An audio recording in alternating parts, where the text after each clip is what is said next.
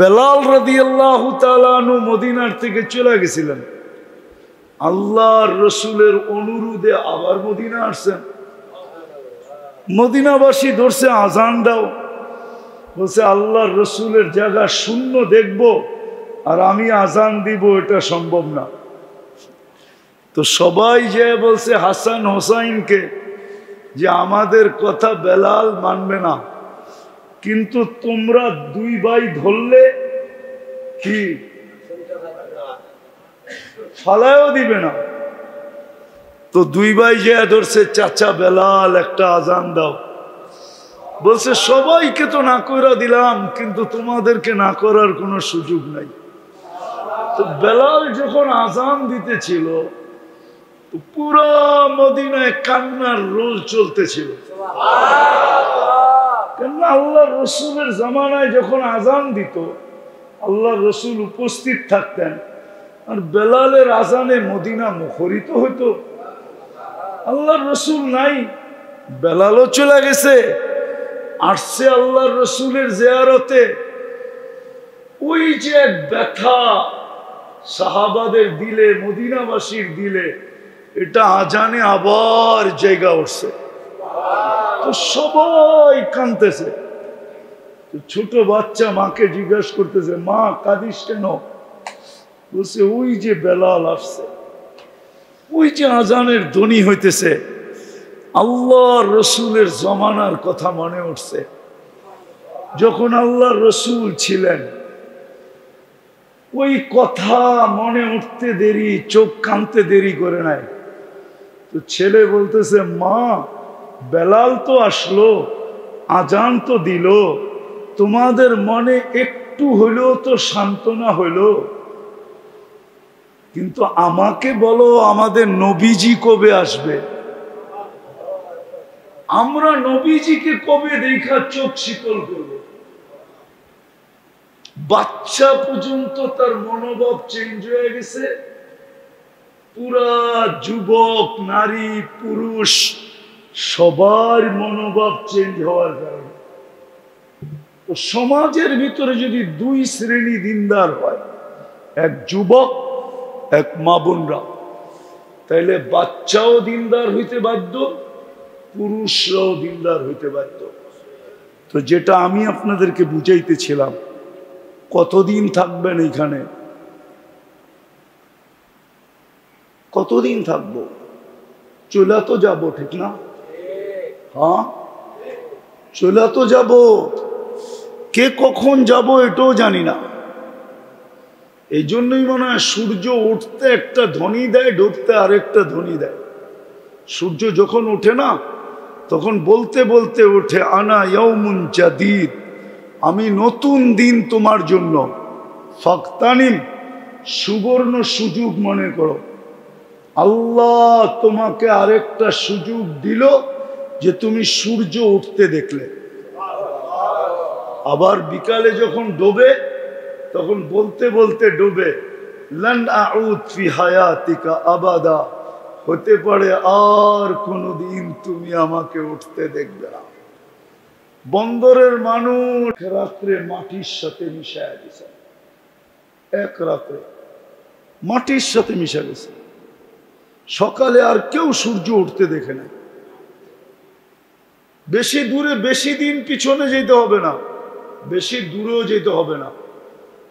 গত ডিসেম্বরের আগের ডিসেম্বরে তুর্কিতে ভূমিকম্প আসছিল 7.8, এক রাত্রে 1.5 লক্ষ লোক মারা গেছে। এক শহর মাটির সাথে মিশে গেছে। অতীত যুগের কথা বাদই দিলাম, অতীত তো শত আপনাকে নিয়ে দেখানো যাবে যে এই শহরটা এক রাত্রে শেষ। এরকমই এক শহরবাসীকে ঈসা আলাইহিস সালাম জিজ্ঞাসা করছিলেন, কাইফা দাম্মারাকুমুল্লাহু তাদমীরা, আল্লাহ তোমাদেরকে সমূলে কিভাবে ধ্বংস করলেন? তো গ্রামবাসীর ভিতর থেকে একজনে মাটির নিচ থেকে জবাব দিছিলেন, বিতনা বিল আফিয়া, ফুর্তি করতে করতে ঘুমায় গেছিলাম। ফুর্তি, আমরা তো ফুর্তি করতে করতেই ঘুমাই, ঠিক না? যতক্ষণ পর্যন্ত চোখ চলে ততক্ষণ টেলিভিশন দেখে, যখন দেখে আর চোখ ধরে রাখতে পারে না তখন হয়তো বন্ধ করে ঘুমায়া যায়, ঠিক না? যুবকদের চোখ যতক্ষণ চলে ততক্ষণ মোবাইলে থাকে, ঠিক না? আবার অনেকজনের দেখা যায় মোবাইল চলতেছে বুকে রেখা ঘুমায়া গেছে, সকালে উঠা দেখে চার্জও নাই, এমবি সেমবিও নাই। হ্যাঁ, সত্য তো? এটাই তো ফুর্তি করতে করতে ঘুমানো। এমন তো না যে সবাই ইস্তেগফার পড়তে পড়তে পড়তে ঘুমায় গেছে।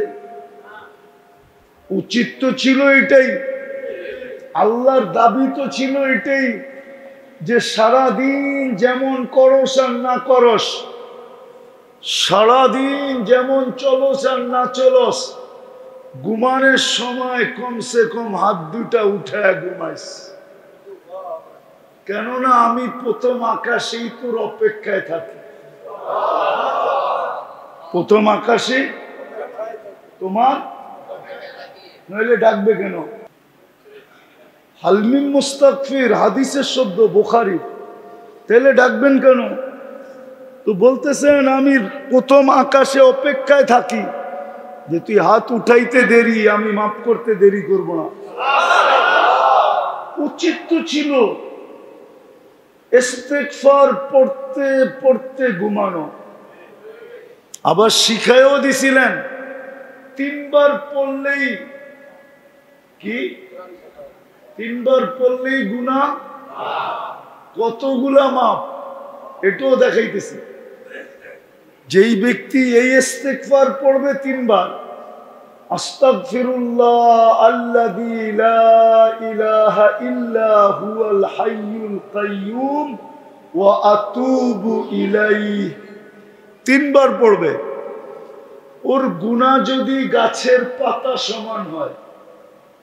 আচ্ছা, এই মজলিসে বলেন তো, আপনারা বন্দরের লোক, আবার নারায়ণগঞ্জের ভিতরে রাগ হয়ে যাবেন বলবো? হ্যাঁ, না না বললে আবার গাড়ি গুড়ি আটকায় দেয় কিনা। নারায়ণগঞ্জ তো, ঠিক না? নারায়ণগঞ্জের ভিতরে কয়েকটা এলাকার লোক অনেক চালাক, তার ভিতরে বন্দর একটা, ঠিক না? ঠিক না? কি আগের থেকেই নাম আছে বন্দর, ঠিক না? না নাম নাই? হ্যাঁ, সারা বাংলাদেশের বন্দর আছিল এইটাই। ধানের বন্দর বলেন, চাউলের বন্দর বলেন, পাটের বন্দর বলেন, না ছিল না? না ভুল বলতেছি তো? বন্দর এখনো বলে আছে। তো যেটা বুঝাইতেছিলাম, বন্দরের মানুষ এত চালাক, এইখানে কেউ আমাকে 100 গুনার নাম বলতে পারবে? চ্যালেঞ্জ, পুরস্কার দিন, ক্রেডিট কার্ড 5 করে পেলাম। কিন্তু গুনাহ মাফ হবে কতগুলা? গাছের পাতা সমান গুনাহ, বালুর কণার সমান গুনাহ। বলবেন এতটি তো জিন্দেগি ভর মিলেও করা যাবে না। তাহলে বুঝেন রব কেমন মেহেরবান। দাবি ছিল ঘুমানোর সময় তওবা করতে করতে, ইস্তেগফার পড়তে পড়তে ঘুমাও, আর আমরা ঘুমাইতেছি ফুর্তি। তো ঈসা আলাইহিস সালাম জিজ্ঞাসা করছে কেমনে তো ওদের ধ্বংস করলো? সমূলে এরকম, বিতনা বিল আফিয়া। উচিত ছিল ইস্তেগফার পড়তে পড়তে ঘুমাবো, আমরা ইস্তেগফার পড়তে পড়তে ঘুমাই নাই, আমরা ফুর্তি করতে করতে ঘুমাইছি। আসবাহনা ফিল হাবিয়া, সকালে উঠা দেখি আমরা সব হাবিয়া, দুজকের ভিতরে। ঈসা আলাইহিস সালাম জিজ্ঞাসা করছে আমা হাবিয়া, হাবিয়া কি জিনিস? তো বলছে সিজ্জিন। আবার জিজ্ঞাসা করছে সিজ্জিন কি জিনিস? ওমা সিজ্জিন।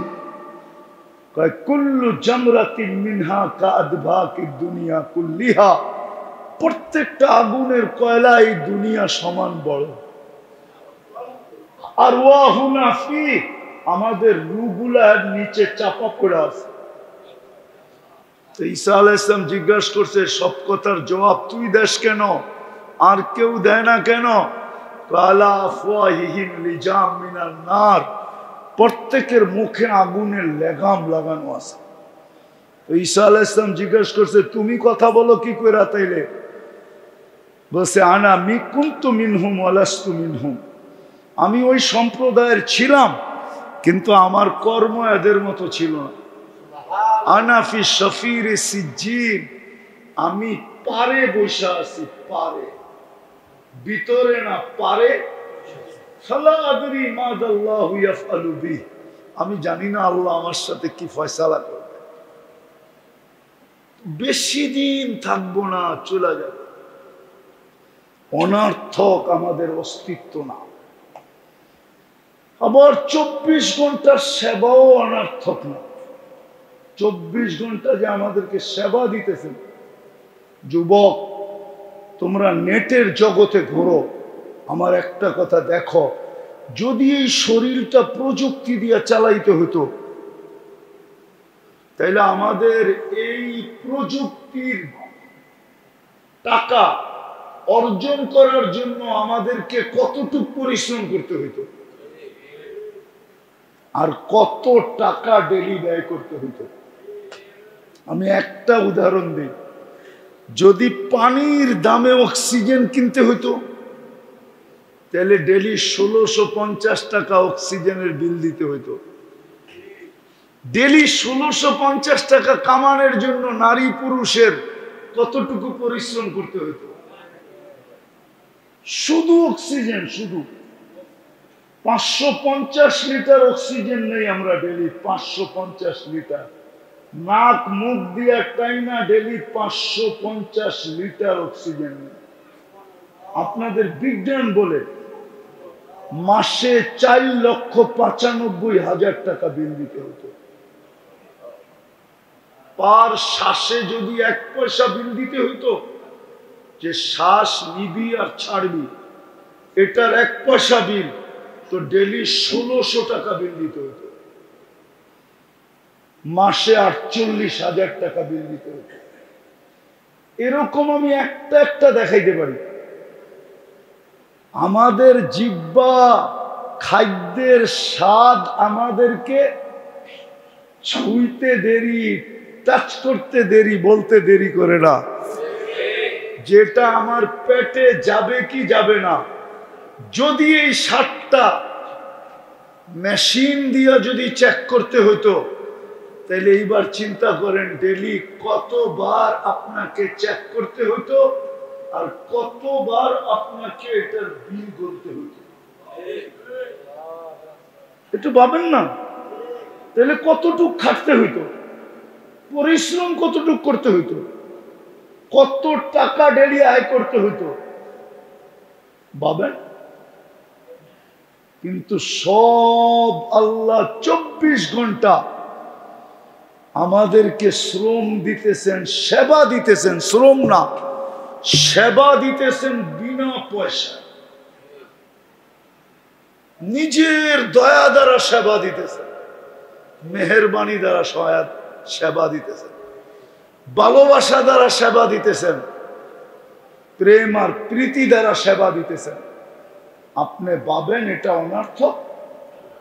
হ্যাঁ, আমি শেষ জায়গায় চলে আসছি, গরম আমিও অনুভব করতেছি, শেষ জায়গায় চলে আসছি, অনর্থক না। বিদায় কথা শুরু ছিল, কতদিন থাকবো? বেশি দিন থাকবো না। যার কাছে আসছি, যার কাছ থেকে আসছি, তার কাছে চলে যাব।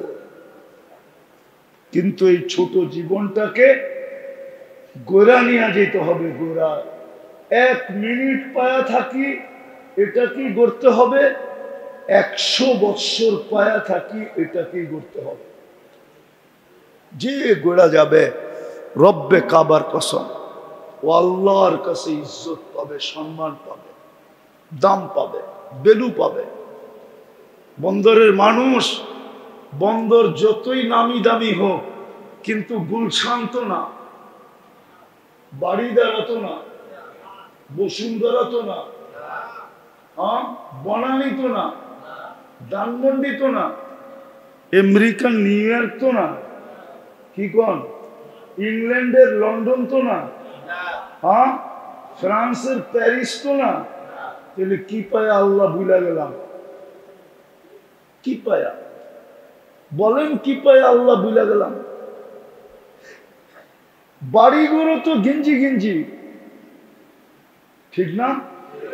বাগযোগ করে কেউ 1% পাইছে, কেউ 0.5% পাইছে, রাগ হয়ে গেলেন? হ্যাঁ, 1%, 0.5%, ঠিক না? মানলাম 5% পেলেন। কি পেলাম? কি পায়া হারায় গেলাম? কতদিনের জন্য পাইলাম? পাইলাম এতটুক সময়ের জন্য, যেটা 1 মিনিটেরও ভরসা নাই। এতটুকুই তো পাইলাম, ঠিক না? আর অবস্থান হিসাবে কি পাইলাম? কি পাইলাম অবস্থান হিসাবে বলেন? বুঝতাম গুলশান হারায় গেছে, গুলশান পায়া। বাড়িদারেরা হারায় গেছে, বাড়িদারা পায়া। বসুন্ধরা হারায় গেছে, বসুন্ধরা পায়া। ধানমন্ডি হারায় গেছে, ধানমন্ডি পায়া। বনানী হারায় গেছে, বনানী পায়া। নিউ ইয়র্কেরা হারায় গেছে, নিউ ইয়র্ক পায়া। আপনি আর আমি কি পায়া হারায় গেলাম? বুঝান আমাকে, কি পায়া? ও না পাওয়ার জিদে হারায় গেলেন, ঠিক না? মনে হয় এটাই হইব, ঠিক না? যে আমার ঘরে কিছুই দিল না, এই জন্য হারায় গেলাম। হয়তো জিদের ঠেলায় হারায় গেছেন, যে আমাদেরকে কিচ্ছু দেয় না, যা হারায় গেলাম, ঠিক না? হ্যাঁ, আর নাইলে এটা ভাবেন কি পায়া হারায় গেলাম। বরং আমাদের জন্য তো জান্নাত সহজ করছিলেন, আমাদের জন্য সহজ। মুহাম্মদুর রাসূলুল্লাহ ঈশা সহজ করে দিছে। এক রাত্র আইনা দিছে 83 বছর। 5 ওয়াক্ত নামাজ আইনা দিছেন। দুনিয়ার সমস্যা যার ভিতরে সমাধান, আবার সাথে সাথে জান্নাতের কি? জান্নাতের চাবি। আর কি চান? মুহাম্মদুর রাসূলুল্লাহ ঈশা আমাদের সমস্যা সমাধান করে দিয়েছেন, সহজ করে দিয়েছেন, সহজ। জান্নাত আমাদের বাড়ির গেটে এনে দিয়েছেন, গেটে। যুবকদের হাতের মুঠায় উঠায় দিছে, নারীদের শাড়ির আঁচলে পেঁচায় দিছে। আমরা যারা মধ্যবিত্ত আছি, আমাদের বাড়ির গেটে রেখে দিছে। সত্য মানেন না? মানেন? হ্যাঁ না? আপনাকে মনে হয় কোটি কোটি টাকা ব্যাংকে আছে, অনেক ব্যাংকের ডাইরেক্টর মনে হয় আপনারা। জীবন চলে যেতেছে, ঠিক না? হ্যাঁ, বাংলা একটা প্রবাদ বাক্য আছে, দাঁড়েও না দাঁড়িয়েও না, এইভাবে জীবন চলতেছে, ঠিক না? হ্যাঁ, এদের জন্য তো জান্নাত সহজ। আমিনু আলা রাব্বিকুম, ঈমান তো মাতৃকুলে দিয়া দিবেন। সাল্লু খামসাকুম, 5 ওয়াক্ত নামাজ পড়ো। সুমু শাহরাকুম, রমজানে রোজা রাখো। মুতু আদখুলু জান্নাত রাব্বিকুম, মরো আর তোমার রবের জান্নাতে ঢুকো। কিয়ামতের দিন তো এই মজমাকেই বলা হবে, হিসাব দিতে আসো। যদি এই 3টা ওকে থাকে, ঈমান, নামাজ, রোজা ওকে থাকে, তো এরাই বলবে আইয়ু হিসাবিল্লানা মা আতানাল্লাহু মালা। কিসের হিসাব রে? মালই তো দেয় নাই। দুনিয়াতে তো মালই ছিল না, কিসের হিসাব? আল্লাহ জিজ্ঞেস করবে কারা কি বলে, বলবে মধ্যবিত্ত আর গরিব। দুনিয়াতে নাকি সঞ্চয় বলতে কিছু ছিল না, এই জন্য হিসাবও দিতে চায় না। তা আল্লাহ বলবে সত্য বলছে এরা, কানে কানে বলে দাও ইনতালিকু ইলাল জান্নাতি বিগাইরি হিসাব ওয়ালা কিতাব। হিসাব কিতাব ছাড়া যেন জান্নাতে চলে যায়। সহজ তো ছিল। কিন্তু আফসোস এইখানে হারায় যে কেন গেলাম বুঝলাম না। হয়তো এই জিদে আল্লাহ আমাদেরকে কিছু দেন না, এই জিদে না এমনি হারায় গেলাম। এই জন্য মেরে দোস্ত পায়ে হাত দিয়া বলি, পায়ে হাত দিয়া আসেন, আমাদের পরিশ্রম বেশি না। যুবকদেরকে বলি ফিরো, নাইলে বড় পস্তাবে। তোমার যৌবনের অনেক দাম, অনেক দাম, জীবনেরও দাম, যৌবনেরও দাম, অনেক দাম। খোদার কসম, সমগ্র সৃষ্টি এক মুহূর্তের জন্য আল্লাহর গুণগান বন্ধ করে না। সমগ্র সৃষ্টির গুণগান যদি এক পাল্লায় দেওয়া হয় আর আপনার একবারে সুবহানাল্লাহ আরেক পাল্লায় দেওয়া হয়, সমগ্র সৃষ্টির গুণগান আপনার সুবহানাল্লাহর সামনে জিরুর মানও রাখে না। জিরুর মনে হয় বোঝে নাই, কেননা কোন সৃষ্টির কোনো বিনিময় নাই, সোয়াব নাই। ও পড়তে বাধ্য, ওকে কোনো সোয়াব দেওয়া হবে না। আপনি সুবহানাল্লাহ বলতে দেরি, সৌরজগতের অর্ধেক জায়গা নেকি দিয়ে ভরতে দেরি হবে না। সুযোগ দিছে আজকে মুহাম্মদুর রাসূলুল্লাহ ঈসা আমাদের হাতে উঠায় দিছে। রবিউল আউয়ালের মাস চলতেছে, কালকেই 12ই রবিউল আউয়াল। আসেন তওবা করি, তওবা। বিশেষ করে যুবকদেরকে বলি তওবা করো, নাইলে এটাও মনে রাখো ইন্না বাতশা রব্বিকা লাশাদীদ। একদিন আসবে আল্লাহর থাবা যদি পড়া গেল, তাইলে আল্লাহর থাবা তোমার উপরে আমার উপরে যদি আল্লাহর থাবা পড়া গেল, তো এটা ইতিহাস হয়ে যাবে। ইতিহাস কি হয়ে যাবে? ইতিহাস। কি হয়ে যাবে? ইতিহাস। হাজারো চোখে আঙ্গুল দিয়ে দেখানো যায় যে ইতিহাস হয়ে গেছে আল্লাহর থাবা। এই জন্য যুবকদেরকে বলতেছি, দিনদার হও, তওবা করো, দিনদার হও। মসজিদ বড়, দায়িত্ব নাও যে আমি শুধু দিনদার হব না, আমার সমাজকে আমি দিনদার বানাবো। তখন তুমি আল্লাহর কাছে দামি হবে, যেই দাম দুনিয়ার কেউ দেওয়ার ক্ষমতা রাখে না। এত দামি হবে, এত দামি, রব্বে কাবার কসম। এতটুক বলি আর কি, সায়াজআলু লাহুমুর রহমানু বুদ্দা, আল্লাহ তোমাকে বন্ধু হিসাবে ঘোষণা দিবে। কে দিবে? কে দিবে? আল্লাহ বন্ধু হিসাবে ঘোষণা দিবে। পারবো? হ্যাঁ, সত্য। তওবা করতে পারবেন আজকে? কে কে পারবেন তওবা করতে? দেখি পাক্কা? তাইলে বলে দেন আমরা আল্লাহর ঘরে আছি, আল্লাহ অতীত থেকে তওবা করলাম। নামান যুবকদেরকে বলবো, তোমাদের পায়ে হাত দিয়া বলবো, তোমরা আজকের থেকে মসজিদ বড়ার মেহনত করো। যেই সমাজের মসজিদ পাঁচক্ত ভরা থাকবে, রব্বে কাবার কসম, ওই সমাজের কাছে ফুলও হার মানবে। ফুলের ঘ্রাণ আর কতটুকু? তোমাদের ঘ্রাণ ওই সমাজের ঘ্রাণ ফুলের চেয়েও কোটি গুণ বেশি হবে। আরে তোমাদের ঘ্রাণ আরশ থেকে পাওয়া যাবে, আকাশ থেকে পাওয়া যাবে। আকাশের ফেরেশতারা তোমাদেরকে তারকা রাজির মতো চমকদার দেখবে।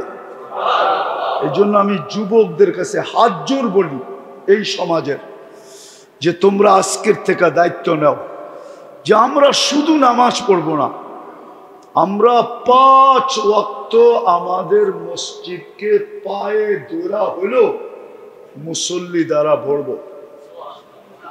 আর আমার বিশ্বাস তোমরা এই কাজ শুরু করলে ইমাম সাহেব, মুয়াজ্জিন সাহেব তোমাদের সহযোগী হবে। আর যদি মসজিদ ভরা গেল, আমার কথা লেখা রাখো, আল্লাহর কাছে তোমরা দামি হবে। পারবে? কোন যুবক পারবে আজকের থেকে যে আমি আমাদের সমাজের শুধু নামাজ পড়ব না, বরং নামাজি দ্বারা মসজিদকে ভরা দিব? নামান আজকে আমাদের মসজিদ খালি, এই জন্যই আমাদের এই দুরবস্থা। নাইলে আপনি ভাবেন, আমি চিনি বন্দরের মানুষ, বহুত জনকে চিনি, যারা অর্থশালী হওয়ার কারণে গুলশানে থাকে। কই থাকে? নাই একজনও? বনানী নাই? ধানমন্ডি নাই? আচ্ছা, এটা বাদ দিলাম, আমি তো নিউ ইয়র্কও চিনি। নিউ ইয়র্কে আছে বন্দরের মানুষ, নিউ ইয়র্কে আছে। মানুষের যদি অর্থ হয় তো সে উন্নত জায়গায় যায়, ঠিক না? হ্যাঁ। আচ্ছা, আল্লাহর চেয়ে উন্নত কেউ আছে? না, মনে হয় আছে। নাই? হ্যাঁ। তো আল্লাহ নিজের ঘরটা আপনার মহল্লায় দিল কেন? উচিত তো ছিল প্রত্যেক দেশের মসজিদ ওই দেশের সবচেয়ে উন্নত জায়গায় হওয়ার দরকার ছিল। আল্লাহ উন্নত, আল্লাহ উন্নত না, তোমার ঘরটাও কোথায় হবে? আপনার এখানে দিল কেন? মহল্লায় মহল্লায় দিল কেন? এই জন্য দিল যে বান্দা 2 কদম দিয়েই যেন আল্লাহর কাছে যেতে পারে। কয় কদম দিয়া? আল্লাহ মেহেরবানি করে ঘর দিল আপনাকে 2 কদমে সম্মানিত বানানোর জন্য। মান যারা বাইতি ওয়াজাবা আলাল মাজুর আন ইউকরিমা যায়ের। আল্লাহ বলে আমার উপরে জরুরি, আমার ঘরে যে আসে তাকে আমি সম্মানের মালা পরাই। আপনাকে আমাকে সম্মানিত করার জন্য প্রত্যেক গলি গলি মসজিদ দিলেন, বান্দা যেন 2 কদম দিয়ে সম্মানিত হইতে পারে। ওই ঘর খালি পড়া থাকবে আর আপনি আপনার ঘরে সুখে থাকবেন। এটা ইম্পসিবল, ইম্পসিবল, ইম্পসিবল, ইম্পসিবল, অসম্ভব, অসম্ভব, অসম্ভব, অসম্ভব। এই জন্য আমাদের এলাকার ভ্যালু হারায় গেছে, দাম হারায় গেছে। এই জন্য আমরা অশান্তির বাড়িতে বাড়িতে অশান্তির শিকার। রব্বে কাবার কসম, মসজিদ ভরা দেন, 1 মাস পরে আপনি আমাকে ফোন দিয়েন এলাকার রং কিরম চেঞ্জ হয়েছে, সুখ কিরকম বাড়িতে বাড়িতে খেলতেছে। আল্লাহ আমাদেরকে আমল করার তৌফিক দান করেন। ওয়ামা আলাইনা ইল্লাল বালাগ। দোয়া, লাকাল হামদ কামা ইয়ানবাগি লিজালালি ওয়াজহি ওয়া আযীমি সুলতানি। লাকাল হামদ কুল্লাহু দিক্কাহু জিল্লাহু সিররাহু আলানিয়াতাহু আউয়ালাহু আখিরাহু সগীরাহু ওয়া কবীরাহু। আল্লাহ বলার পর্ব ছিল শেষ, শোনার পর্ব শেষ, ভিক্ষার পর্ব চলতেছে। কোথায় বসে আছি এটাও জানেন, আজকের রাত্রটা কোন রাত্র এটাও জানেন। যদি সত্যই হয়ে থাকে তাহলে মেরে 12ই রবিউল আউয়াল সুবে সাদেকের সময় আপনার বন্ধু দুনিয়াতে আসছেন, আবির্ভাব ঘটছে, জন্ম হয়েছে। আয় আল্লাহ, বেশি কিছু চাবো না, আপনার ঘরে বসা আজকের আয়োজনটা যেন কবুল হয়, আয়োজকরা যেন কবুল হয়, মসজিদের কমিটি যেন কবুল হয়, মুসল্লিরা যেন কবুল হয়। আয় আল্লাহ, মেহেরবানি করে এই এলাকাটাকে কবুল করেন, এলাকাটাকে কবুল করেন, আজকে বন্দরটাকে কবুল করেন। আয় আল্লাহ, দিনের বন্দর বানায় দেন। এতদিন তো বস্তুর বন্দর ছিল, পাটের বন্দর, দানের বন্দর, চামড়ার বন্দর, কত বন্দরই না ছিল, কত জিনিসের বন্দরই না এটা। আজকের থেকে আজকে মেহেরবানি করে এটাকে দিনের বন্দর বানায় দেন, দিনদারির বন্দর বানায় দেন। আল্লাহ, যুবকদেরকে দিনদার বানায় দেন, মা বোনদেরকে দিনদার বানায় দেন। আল্লাহ, দিনদার বানায় দেন, আর কিচ্ছু চাই না। এই এলাকাটায় রহমতের বৃষ্টি নাযিল করেন, প্রত্যেকটা মানুষকে দিনদার বানায় দেন। এতটুকু অবশ্যই করে দেন, যে আজান হইতে দেরি মসজিদ ভরতে দেরি হয় না, আজান হইতে দেরি মসজিদে ছুটে আসতে দেরি হয় না, আজান হইতে দেরি মা বোনরা নামাজ পড়তে দেরি করে না। এতটুক কমসে কম করে দেন।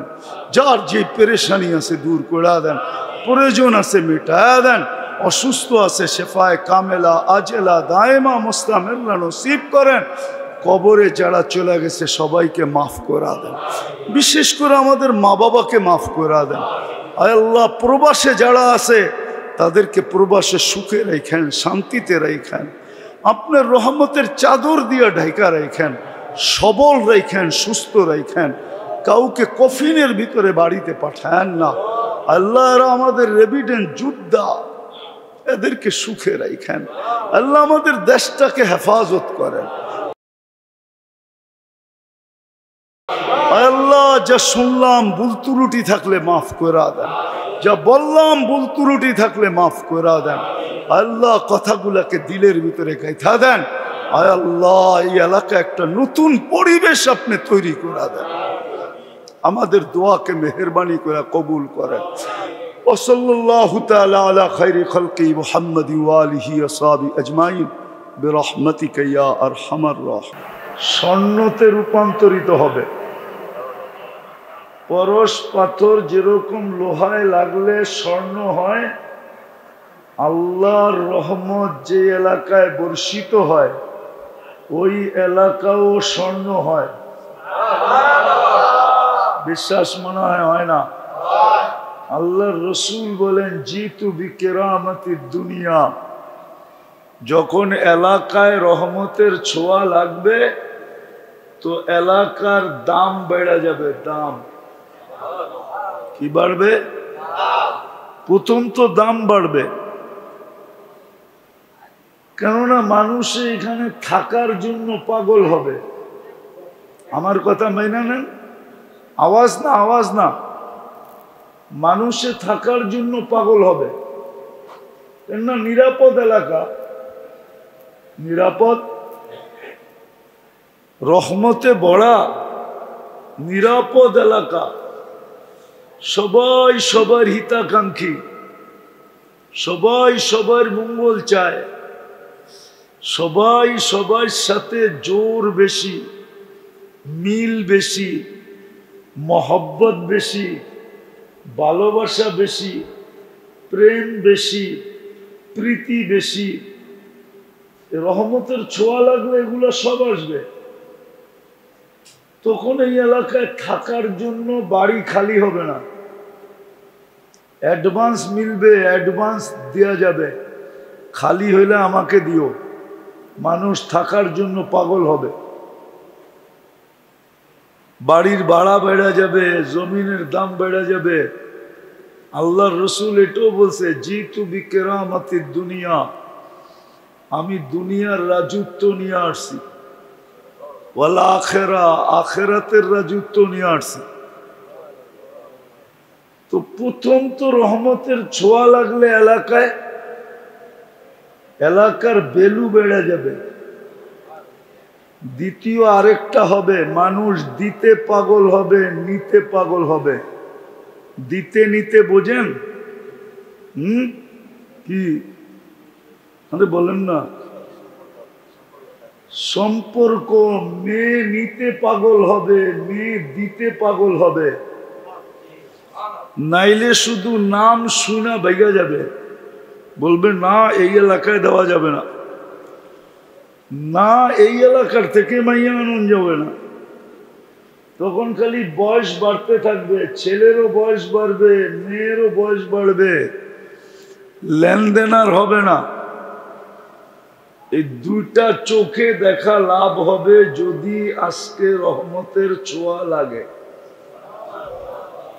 কসম খোদার, আমি আপনাকে নিয়ে যায় চোখে আঙ্গুল দিয়ে দেখায় দিতে পারবো, এরকম এলাকা আছে। এখন দাম বেড়ে গেছে, আগে কেউ ভাড়া নিতে চাইতো না, এখন কেউ ভাড়া পায় না।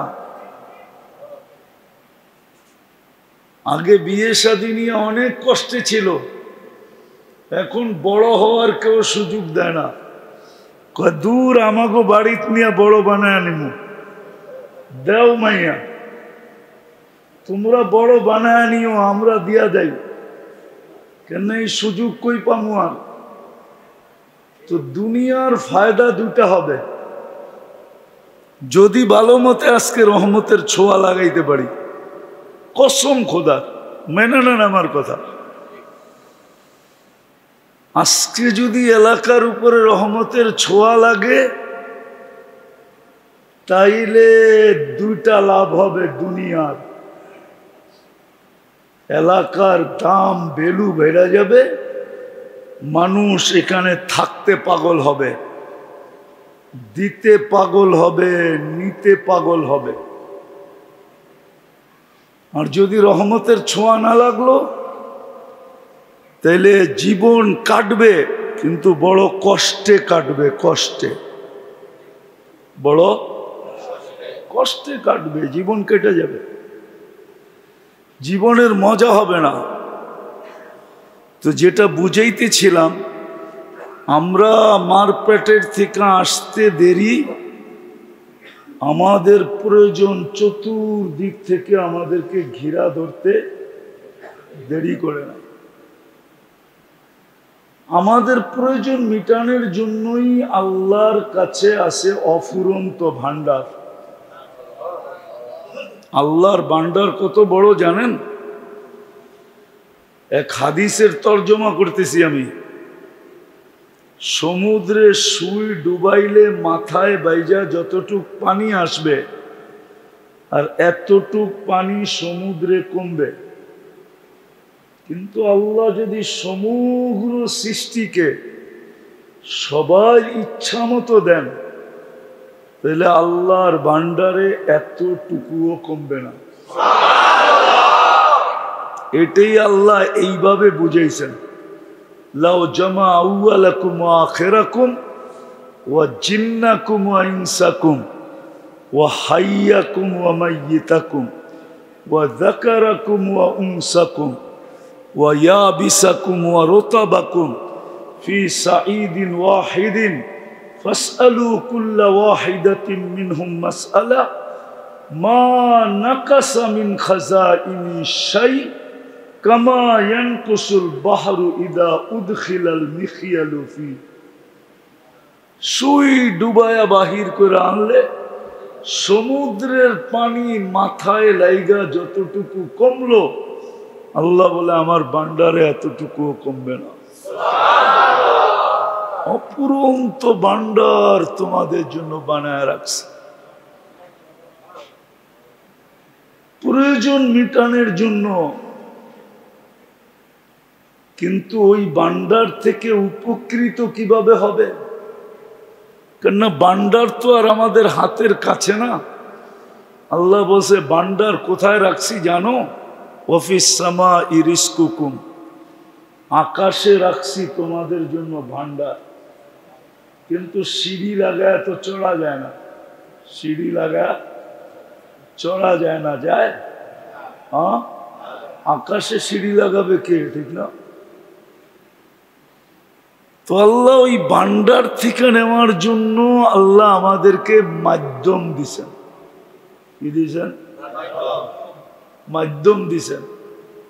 মাধ্যম কোনো ওই ভান্ডার থেকে নেওয়ার জন্য আল্লাহ আমাদেরকে মাধ্যম দিছেন, যেটাকে আমল বলে। আমল, আমল দিছেন।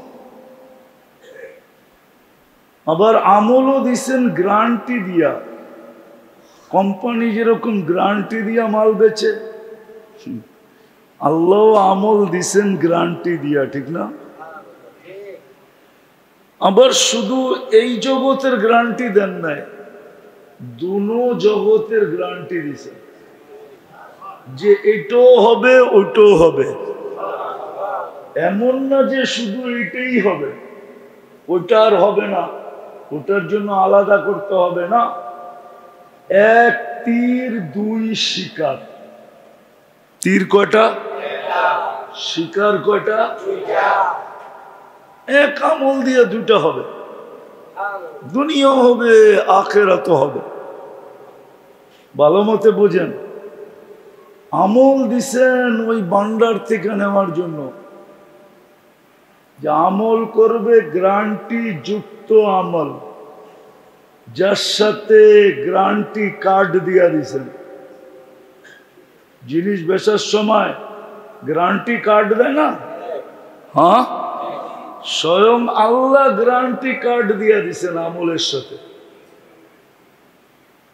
আবার বলে দিছে দুইটা হবে, একটা না, এটাও হবে ওটাও হবে, এটাও হবে। একটা উদাহরণ দিয়ে দেখাই, কোরআনে আছে, ওয়াহমুর আহলাকা বিসসালাত ওয়াস্তাবির আলাইহা লা নাসআলুকা রিজকান নাহনু নারযুকুকা। বলছে নামাজ পড়ো, তোমার রিজিকের দায়িত্ব আমি আল্লাহ নিলাম। তো রিজিক তো এইখানে দরকার, ঠিক না? হ্যাঁ, কি বলেন? এইখানে দরকার না? এখন বলবেন যুগ তো নামাজ পড়তেছি, রিজিকের সমস্যা তো দূর হইতে দেখতেছি না। তাইলে বুঝতে হবে নামাজ দুর্বল, ঠিক না? কি? হ্যাঁ, মারলেন বারবার, একটাও ঠিকানায় লাগলো না। ঠিকানা বুঝেন কি? নিশানায় লাগলো না, ঠিক না? তাইলে কি পাথরের দোষ না আপনার হাতের দোষ? আপনার নিশানায় পাক্কা না, ঠিক না? হ্যাঁ, এখন প্রশ্ন হইতে পারে যুগ তো নামাজ পড়ি, ঠিক না? তাইলে বলে গেল নামাজের কোয়ালিটি ঠিক হয় না।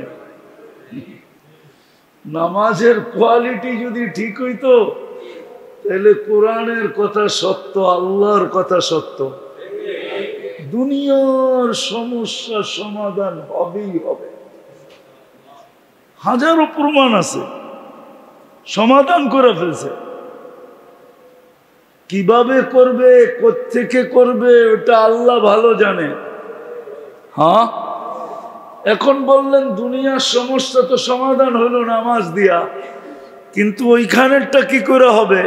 তো ওইটাও বলে দিছেন, মিফতাহুল জান্নাতি আস-সালাহ, নামাজ জান্নাতের চাবি। তো একটা দিয়ে দুটা সমাধান হলো কিনা? তো যেটা বুঝাইতেছিলাম, আমরা দুনিয়াতে পা রাখতে দেরি, সমস্যায় জর্জরিত হইতে দেরি হয় না। প্রয়োজন চতুর্দিক থেকে আমাদেরকে ঘেরা ধরে।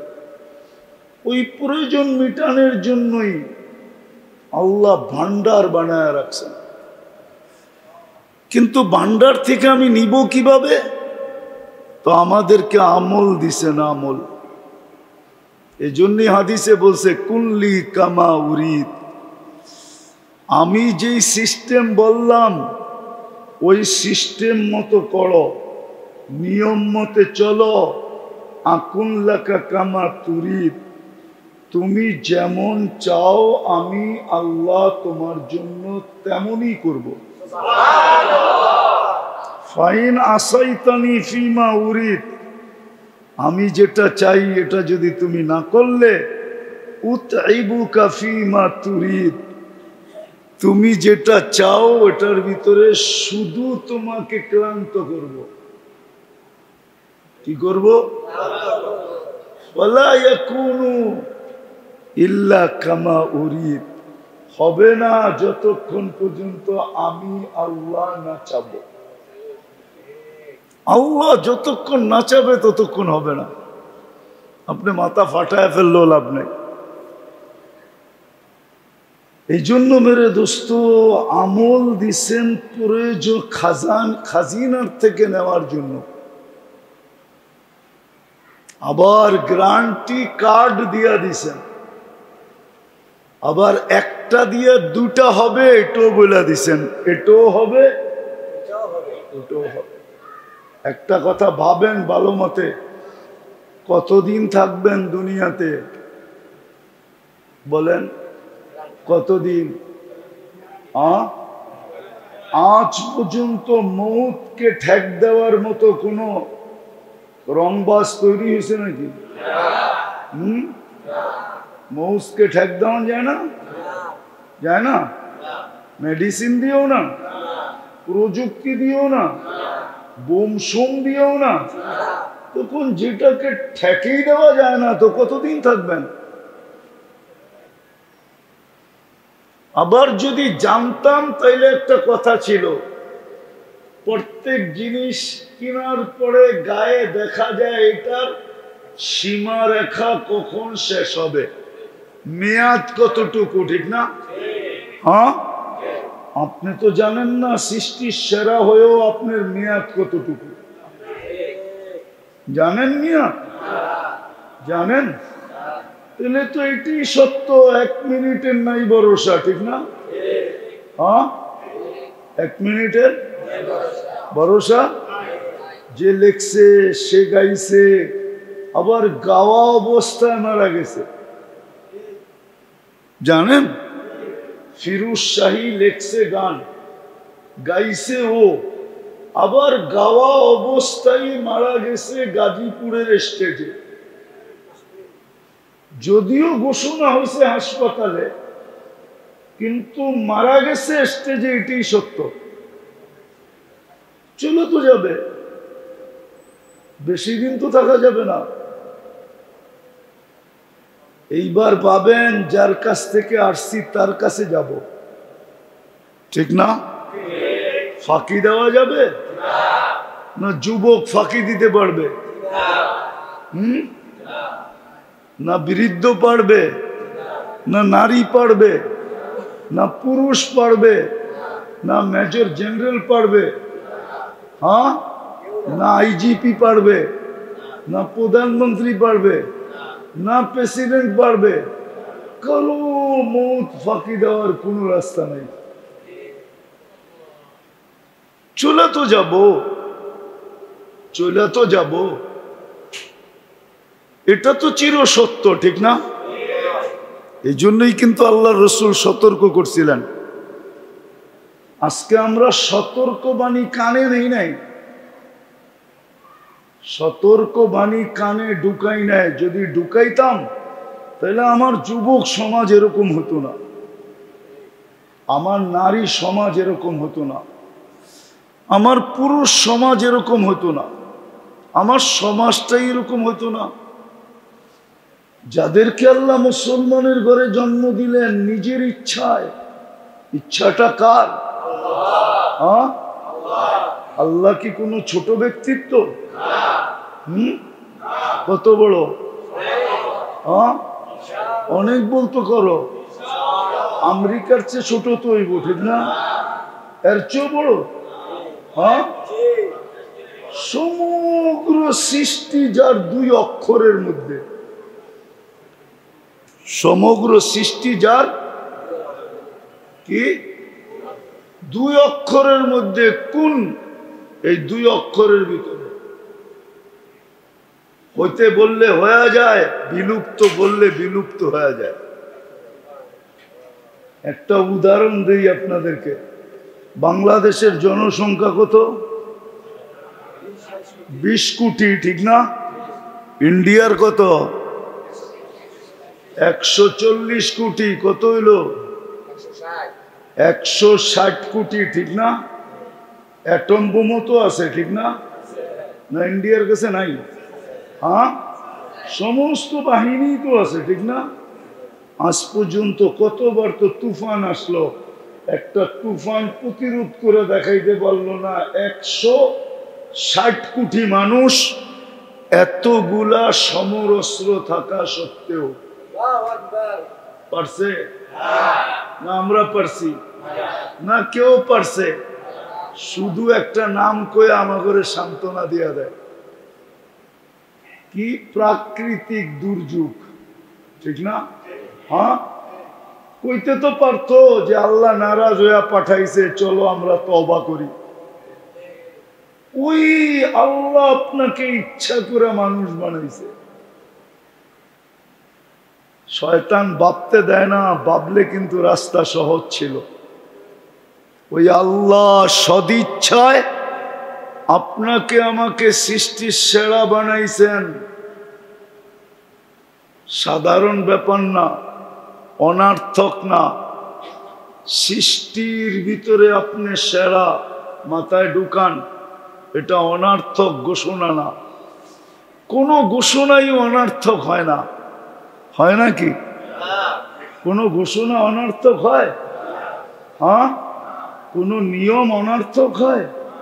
তাহলে আল্লাহ যে আপনাকে পছন্দ করা সৃষ্টির সেরা মানুষ বানাইলেন, অনার্থক হয় কি করে? আবার মুসলমানের ঘরে পাঠাইলেন নিজের পছন্দে। কার পছন্দ? হ্যাঁ, আমি সারা দুনিয়াকে কসম খায়া বলতে পারি যে দুনিয়া তুমি আমাকে পছন্দ করো আর না করো, আল্লাহ আমাকে পছন্দ করে মানুষও বানাইছে, মুসলমানের ঘরেও পাঠাইছে। দুনিয়া তুমি পছন্দ না করলে আমার কিছু আসে যায় না। অনেক সময় তো যুবকরাও বলে, ঠিক না? যেই মার পেটে রইল 10 মাস, মা এত কষ্ট সহ্য করলেন, যেটা কিতাবে লেখে পাহাড়ের উপরে রাখলো পাহাড় টুকরা টুকরা হয়ে যেত। যেই বাবা সবকিছু বিলীন করে ওরে যুবক যৌবন দিয়া যুবক বানাইলো। মাঝে মাঝে যুবকরা কয় তোমাকে পছন্দ হইলে হোক, না হইলে না হোক, আমি পছন্দ করছি।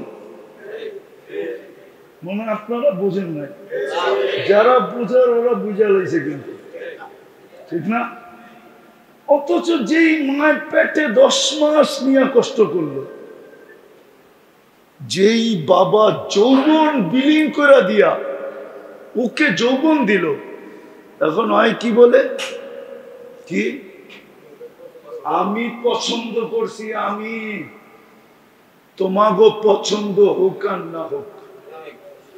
আমি যদি যুবকরে বলি যুবক তোকে কে পছন্দ করছে, এটা তো বাপ। কে পছন্দ করছে? আরে বলো না, আল্লাহ পছন্দ করে তোমাকে মানুষ বানাইছে। সৃষ্টি পছন্দ না করলেও কিছু আসে যায় না। পছন্দ করছে কে? আমাকে। আরে বুঝাইতে পারতেছি? আল্লাহ আমাকে পছন্দ করছে, মানুষ বানাইছেন। আবার পছন্দ করছেন তো মুসলমান বানাইছেন। কয় পছন্দ? হ্যাঁ হ্যাঁ, এটা কি অনর্থক? আরেকটা দেখাই, আবার পছন্দ করছেন যার উপরে আর পছন্দ নাই। যার উপরে আর পছন্দ, যার উপরে পছন্দ হইতেই পারে না, উম্মতে মুহাম্মদী বানাইছে। বলেন, উম্মতে মুহাম্মদীর উপরে কোন উম্মত আছে? হ্যাঁ, আছে নাকি? আমাদের নবীজির উপরে কোন নবী আছে? যদি আমাদের চেয়ে দামি উম্মত হইতো তাহলে আল্লাহ আমাদেরকে খায়রে উম্মত কেন বলতেন? তাহলে এইবার ভাবি যে আমি কি অনার্থক? কয়বার পছন্দ করলেন? সর্বশেষ পছন্দ, যেটার উপরে কোনো কি নাই, যার উপরে কোনো, যার উপরে কোনো পছন্দ নাই, যার উপরে কোনো শ্রেষ্ঠত্ব নাই, যার উপরে কোনো দাম নাই, যার উপরে কোনো ভ্যালু নাই, যার উপরে কোনো মূল্য নাই, যার উপরে কোনো মূল্যায়ন নাই, যার উপরে কোনো মূল্যায়ন নাই, মূল্য নাই, দাম নাই, ভ্যালু নাই, ইজ্জত নাই, সম্মান নাই, উম্মতে মুহাম্মদী বানাইছে।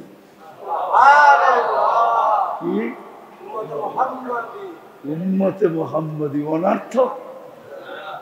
তো যেটা বুঝাইতেছিলাম, কয়দিন থাকবো এখানে? কয়দিন? যুবকদেরকে বলতেছি কয়দিন থাকবো। এই জন্য যুবকদেরকে বলতেছি কোন সমাজের দুই শ্রেণী যদি ভালো হয়ে যায় তো বাকি দুই শ্রেণী ভালো হইতে বাধ্য হয়। এটার একটা জ্যান্ত প্রমাণ দিব। যদিও আমি ছিলাম না, আমি আপনাকে 5ই আগস্ট আমি ছিলাম না, আমি দেশে ছিলাম না, বরং ওই দিনটায় আমি মাটিতেই ছিলাম না। ওই দিনটায় আমি আকাশে উঠতেছিলাম 39,000 ফিট উপরে। আমি লন্ডন থেকে কানাডায় যেতেছিলাম। লন্ডন থেকে কানাডায় যখন নামছি তখন আমি শুনছি স্বাধীন। যদি বলা হয় তাহলে এটার পুরা ক্রেডিটটা আবার অন্য কেউ রাগ হয়ে যায় কিনা, মিডিয়ায় কথা যাইতেছে, এটার পুরা ক্রেডিট আমাদের যুবক সমাজের উপরে আসে। ঠিক না? কি সত্য তো? ছাত্র যুবক, ঠিক না? এদের উপরেই তো আসে, ঠিক না? তাহলে ওই দিন থেকে আমার বিশ্বাস হয়ে গেছে কিতাবের কথাটা সত্য। যদি দুই শ্রেণী দিনদার হয়ে যায়, একটা হলো যুবক আর একটা হলো নারী, মা বোনরা যদি দিনদার হয়ে যায় তো ঘরের পুরুষ দিনদার হইতে বাধ্য। কতক্ষণ বাইরে করবেন? এক সময় অধৈর্য হয়েও ঘরে যাইবেন, ঠিক না? না রাস্তা রাস্তায় কাটায় দিবেন? ঘরের মা বোনরা যদি দিনদার হয় তাহলে পুরুষ দিনদার, ঘরের পুরুষ দিনদার হইতে বাধ্য। আরেকটা যদি যুবক সমাজ দিনদার হয় তাইলে বৃদ্ধ আর বাচ্চা দিনদার হইতে বাধ্য। এমন দিনদার হবে বাচ্চা, কাহিনী মনে উঠলো এই জন্য বলতেছি শর্টে।